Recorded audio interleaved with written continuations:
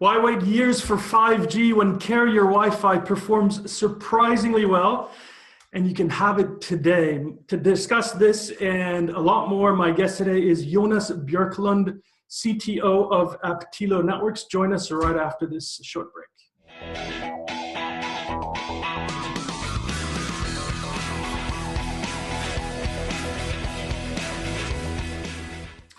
All right, welcome back, everyone, and happy holidays to all of you out there. This is, can you believe it, episode 50, at least I think it's episode 50 of Wi-Fi Now TV, the show that brings you all the great stories and not least all the great people from across the Wi-Fi industry. So today, we're going to dive into some of the lesser known but very important performance aspects of carrier Wi-Fi together with my guest, Jonas Björklund of Aptilo Networks. He's CTO of Aptilo Networks, by the way.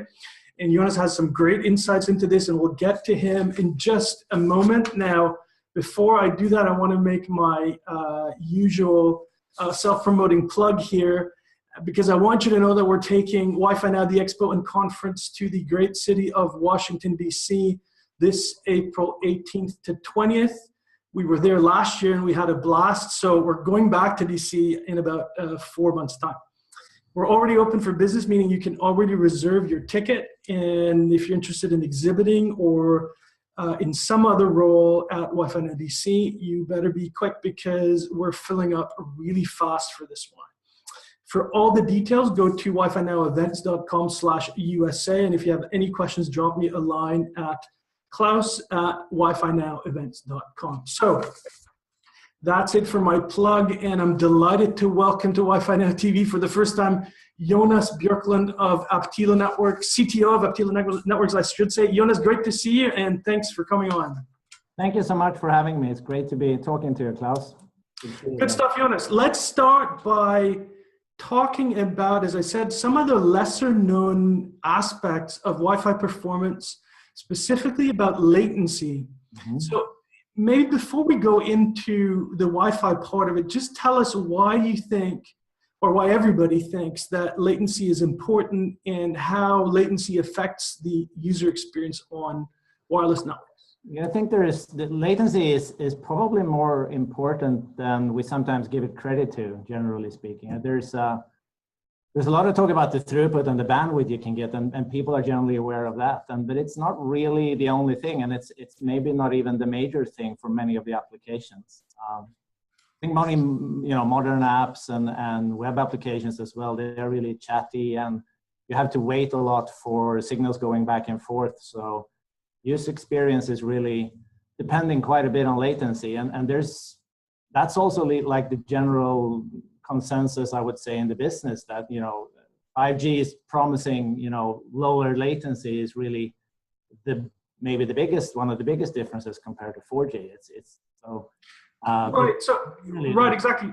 Right. Yeah, I was just going to say, when people talk about 5G, and I have this discussion with a lot of people nearly on an ongoing basis, they mention latency perhaps as the most important requirement, right? Or low latency, I should say. But I know you've studied this, and you've also said that Wi-Fi already has a remarkably low latency. And I think this is actually not particularly well known. Can you elaborate on that a little bit? Yes, so a properly installed and operated Wi-Fi network can really deliver on low latency. And I think that's partly because of the way the protocol is structured and how it's all set up. And there are drawbacks in Wi-Fi as well, but there's an advantage that there's low latency. The client would transmit as soon as it has a chance to, and if the network is not overly congested, if it's properly dimensioned for the use case, people will see a lot of low latency numbers compared to other types of connectivity wirelessly. Right, and maybe share with us some of the numbers here, Jonas, because I know you've tested this, maybe not so scientifically, but you've run some tests yourself in various scenarios. And most of the time, it looks like Wi-Fi, I think for one carrier is presumably your customer, was the Wi-Fi latency was 3 times less, or 1/3 the latency of what the same carrier could provide on LTE, right? Yeah, and that's not oversaying it, stating it as well. Yeah, and especially if you are in an indoor environment where the LTE coverage is struggling, or even worse, if you're roaming internationally with over a mobile network and your traffic is transported back to your home network, latency is going to be really low. The use case for you to move over to Wi-Fi and be served on Wi-Fi. A third of the latency is going to be even a bigger difference.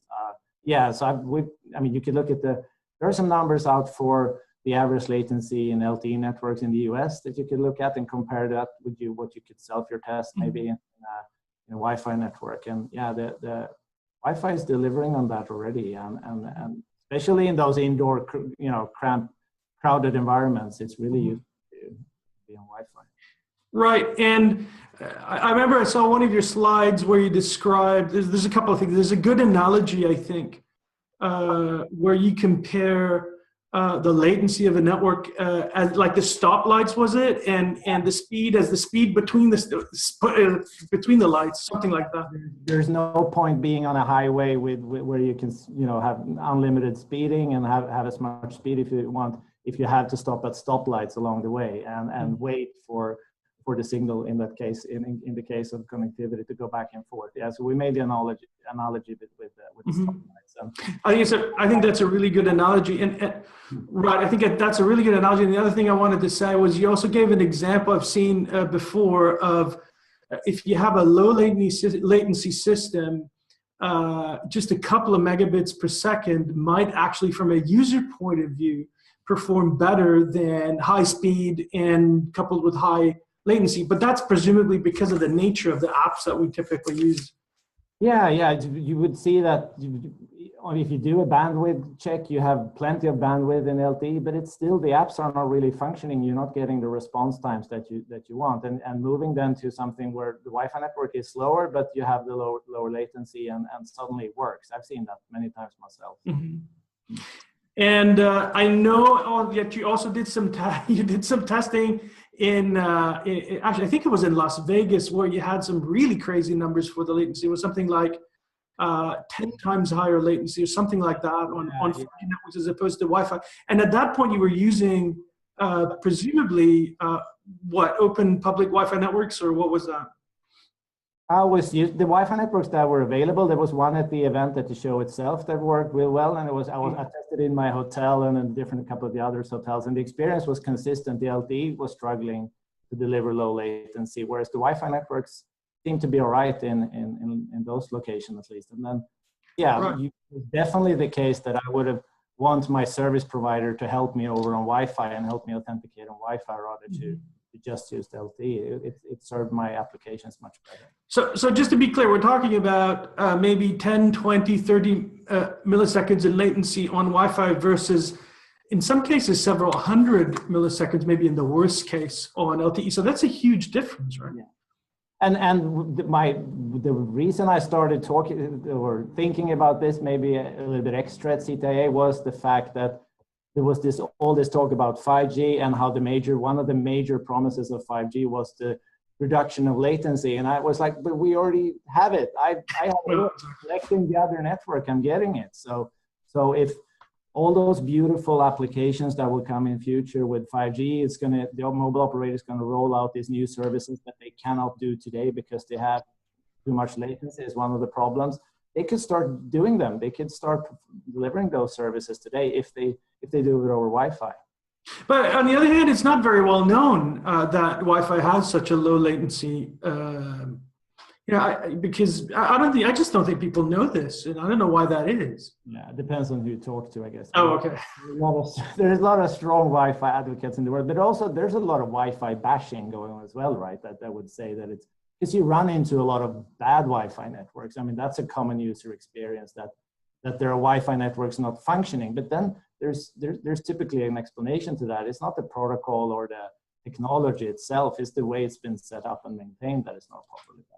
Yeah, that's what I find as well. It's especially the unmanaged Wi-Fi that's really, really bad, and that obviously gets gives people a bad impression of what's going on, and that's not good. So we need to change all that. Aptilo, of course, does all the management, I have to say. So that's a bit of a different story. We'll get to that in a second. Yeah. So just tell me a little bit about how you think Wi-Fi might fit into the 5G picture. I don't know if you've had some time to think about that, but there are different schools of thought here as far as that's concerned.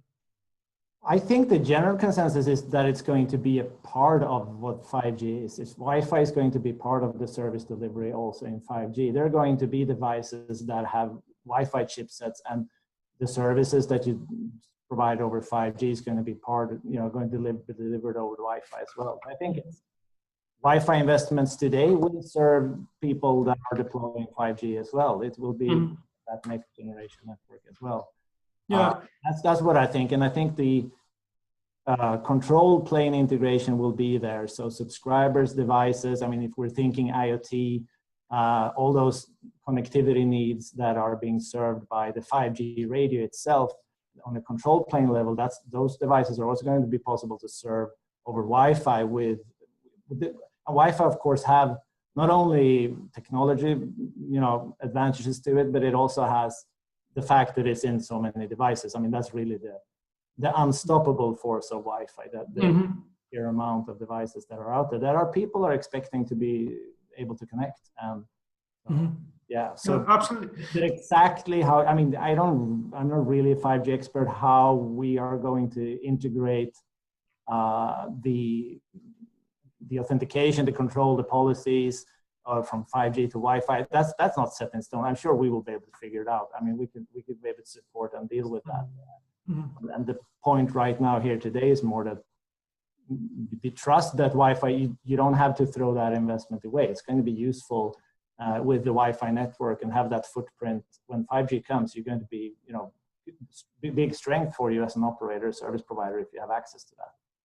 Absolutely, and we have AX also coming up inside of maybe 18 months, 2 years, something like that. And let's talk a little bit about the timing as well, because presumably it's going to be a number of years before 5G, whatever it happens to be, once it is properly defined and so on, actually hits the markets. So in the interim, of course, part of the idea here is that Wi-Fi is something very useful to invest in, especially for carriers. Would you agree with that? Yeah, absolutely. I mean, 2020 seems to be like the magic year when the first commercial Wi-Fi deployments 5G deployments will start happening. So then that's not too far. That's probably, I would guess that's an optimistic. There would be the first few countries where you will see 5G being deployed. My home country, Sweden, just announced that Telenor and Telia will collaborate on a 5G network, and they would say it's operational in 2020. And that's probably one of the first places where it's happening, as far as I understand. But then it's still going to be a very small fraction of users, of course, and it's going to take then, I don't know, another 5 years, in some places 10 years before we have any total 5G rollout in the world. And to sit on the fence and just wait with if low latency is one of the critical things, high capacity networks, then it would make sense to use Wi-Fi in between and invest in that. Well, yes, right. And one of the propositions I'm pitching is that between now and whenever 5G happens, there is going to be kind of a little bit of a vacuum in the wireless industry. And given, among other things, the excellent performance of Wi-Fi, not just in latency, but also in speed and so forth, there's a real opportunity there for service providers and, of course, tech vendors in the industry to capitalize on Wi-Fi in the interim here. Would you agree with that? Yeah, in the interim, and then feel safe that it's also going to be, of course, and Wi-Fi is also evolving, not to mention that. So 2020, 2025, what's Wi-Fi going to be? It's going to evolve and keep probably its lead, since it has a shorter cycle of development. It's going to be faster in a way forever, I guess, as long as there's this momentum in the Wi-Fi business. So investing in that now, having something to work on, making money from, be relevant to your subscribers until 5G, and then also beyond 5G. in parallel to 5G. Mm-hmm. Right, we couldn't agree more on that. So let's say we've got another, I don't know, 4 or 5 years of well, delay maybe is not the right word, but before something significant happens in 5G. Yeah. Sorry? Waiting in the vacuum of 5G. Yeah. Yes. Let's say we've got that. Then what should service providers out there, for that matter, anybody in the tech industry, wireless tech industry, be doing right now with Wi-Fi? Because there are big opportunities. I mean, can you give us some examples of what they should be doing?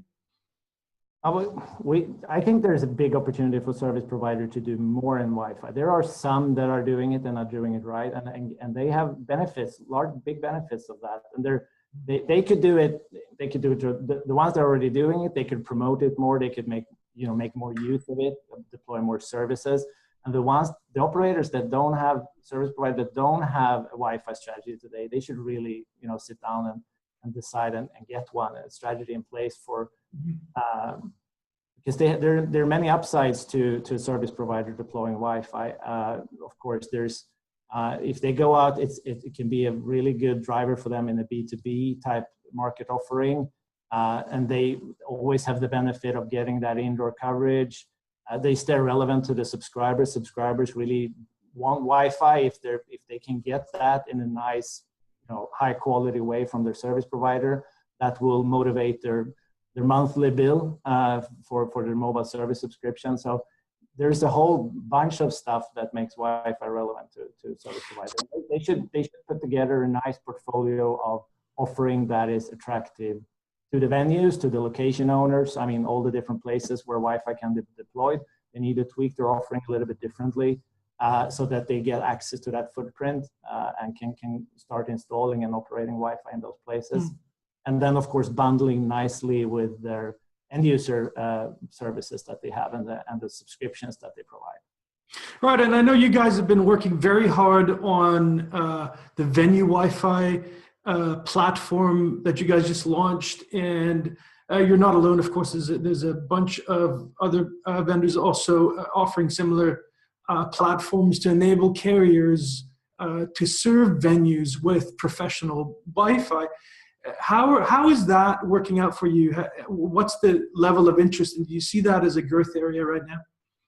Absolutely. I mean, that was our plan when we developed that new component in our platform, and of course, it is to tap into the value that Wi-Fi has, both for the service provider and the venue. I mean, they share a network in a way, and maximize the value for both of them. So there are really 3 players involved. The end user need to have easy to use service that are perfect for the end user. Then the venue need to have their customer engagement features. They need to know what's going on. They can populate their existing customer system, whether it be CRM systems or they have loyalty program system, whatever it is. So the venues, advertising that they need to do. So there's a whole lot of features that the system need to support to take care of them. And then the operator, they have their offering, they have their needs, their control of the network, and to provide the quality service that a service provider stands for and need to deliver.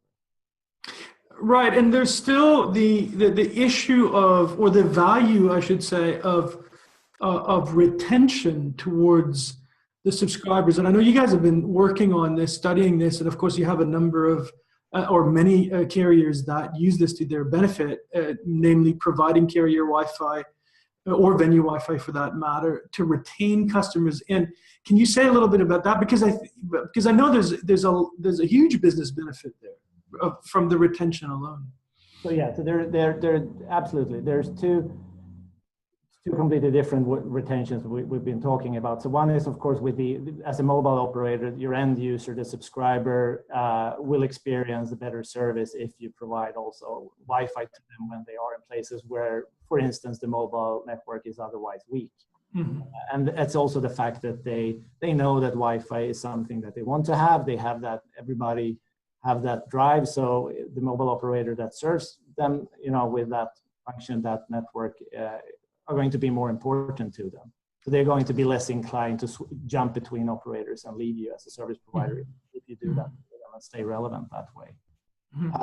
And then as an ISP, or as a cable operator, as long as you're just delivering broadband connectivity, of course, and maybe some other features, then you are subject to stiff price competition in some markets. But if you, on top of that, deliver a nice public Wi-Fi solution, then you have a much wider group within the location owner involved. You have marketing people, you have salespeople involved, liking your service, and they're going to be much less inclined to switch to another broadband provider. Mm-hmm. And that's a huge value. It's hard to calculate in money, of course. There's a big cost of getting new customers on board, and that cost you can save if you stop mm-hmm. losing. And are you seeing more carriers going that route right now? In other words, is your business growing? Yes. Yeah. One would really hope so. We've made big investments in our products. So yes, we do see that happening. Good. Jonas, it's great to have you on the show for the first time, and we'll definitely have you back. There's some really good insights there, and we're delighted to talk to you. So please come back and see us again. Thank you so much for coming on. Thank you. Thanks. All right, folks, that's it for today's episode. And next week, it'll be the last Wi-Fi Now episode of the year, Wi-Fi Now TV episode, I should say. And we'll be diving into one of my favorite topics, and that's Wi-Fi First with my very special guest, Narasimha Chari. He's going to come on next week, so don't miss that. That's it for today. Thank you to Jonas from Aptilo, and I'll see you all again next week. Thanks very much. Wi-Fi Now is a production of RCR TV News. To suggest a show topic or to learn more about Wi-Fi Now events, you can reach Klaus Hedding at klaus@heddingconsulting.com. To find out more about Wi-Fi Now and all things wireless, visit rcrwireless.com.